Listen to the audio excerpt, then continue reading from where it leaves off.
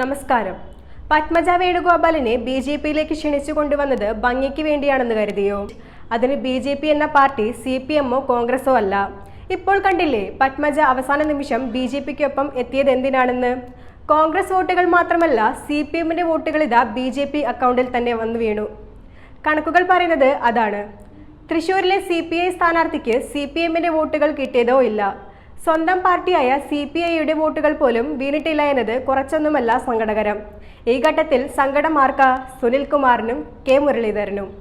അങ്ങനെ പത്മജ തൃശൂരിലെ തന്റെ ദൗത്യം വിജയകരമായി പൂർത്തിയാക്കിയപ്പോൾ സുരക്ഷിതമായത് സുരേഷ് ഗോപിയുടെ വിജയ പ്രതീക്ഷകളാണ്.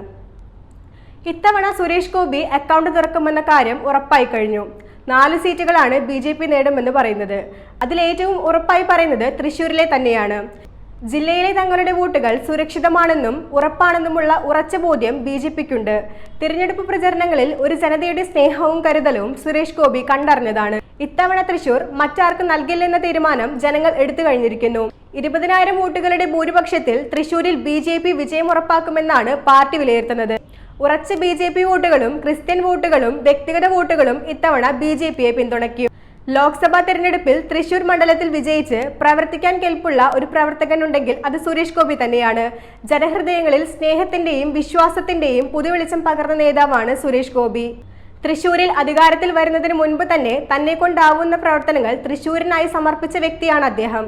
സുരേഷ് ഗോപി എന്ന രാഷ്ട്രീയ നേതാവിനുപരി ജനങ്ങളെ സേവിക്കുന്നതിനായി ജന്മമെടുത്ത പച്ചയായ മനുഷ്യനാണ് അദ്ദേഹം.